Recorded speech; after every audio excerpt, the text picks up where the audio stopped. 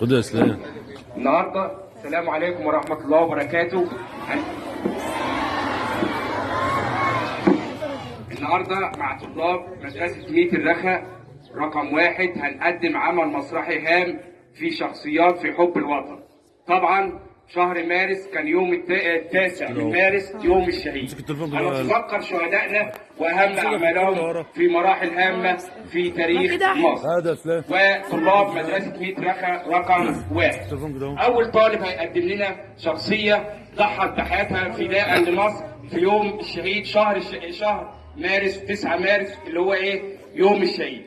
والشهيد احمد عرابي يعرفنا بنفسه. أنا أحمد عرابي، حفظت القرآن الكريم ثم انضممت إلى الأزهر الشريف ثم انضممت إلى الجيش في عهد سعيد باشا وحصلت على رتبة الأميرة لاي في عهد الخديوي توفيق. تمام كده تحية كبيرة للشهيد أحمد عرابي. ننتقل إلى شخصية هامة اقتصادية هامة في تاريخ مصر وهي الرائد طلعت حرب. أنا طلعت حرب الذي أسست بنك مصر لتمويل الدولة بالمشروعات والأموال. تمام رائد الاقتصاد المصري. تحية كبيرة للشهيد طلعت حرب.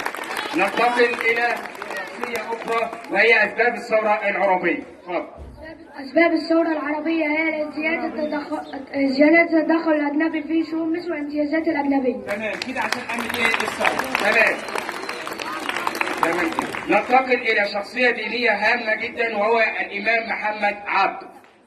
أنا شيخ الأزهر في عام 1881 ميلادي. شاركت في مظاهرة عابدين مع صديقي الزعيم أحمد عرابي ضد الخديوي توفيق. تمام تحية كبيرة للشهيد محمد عبده.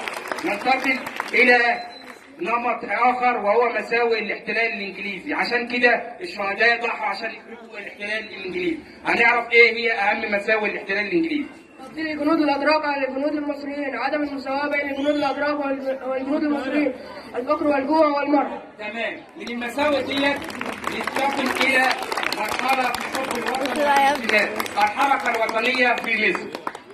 نحن مجموعة من الزعماء المشهورين بحبنا لمصر حب الوطن والانتماء. تمام الحركة الوطنية تحية كبيرة لها. نيجي بقى على بعد الثورة لما قامت على نتائجها، ايه اللي كان هنعمل؟ نتائج الثورة العربية. اسقاط وزارة رعاية باشا المستبدة وتشكيل مجلس نواب وتسريع أكثر من 18,000 جندي. تمام دي النتائج اللي احنا نضحوا من أجلها. نيجي على شخصية هامة وهو الشاعر محمود سامي البارودي يعرفنا بنفسه. كنت بعمل قصائد وطنية في سب الوطن.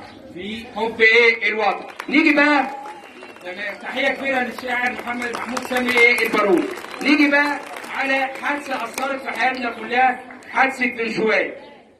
نحن أهل قرية بن شوية كانت لدينا حادثة بشعة بكل الصور حيث الإعدامات 1906 كان في خلال القائد العظيم مصطفى كامل. نيجي بقى على الاتفاق الودي بعد كل ده. اتفضلي. أنا اتفقت مع إنجلترا وفرنسا عام 1904. تمام الاتفاق الودي دي بعد الحرب العالمية تمام كده. نيجي بقى على زعيم آخر وهو الزعيم محمد فريد يعرفنا بنفسه. إنشاء مجلس نائب لتأسيس حكومة وطنية مستقلة.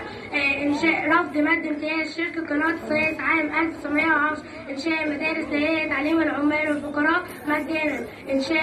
إنشاء نقابات عمالية. تمام دي تحية كبيرة للشهيد محمد فريد أثر في حياته. نيجي بقى على الرئيس الحالي لمصر صاحب النهضة الحديثة والزعيم عبد الفتاح السيسي. أنا رئيس مصر حاليا وقمت بعمل مشروع حياة كريمة. حفظ الله مصر. حفظ الله مصر. في الختام بنشكر طلاب الصف السادس في مدرسة ميت الرخا على العمل المسرحي دي ولمزيد من الأعمال الأخرى إن شاء الله. السلام عليكم.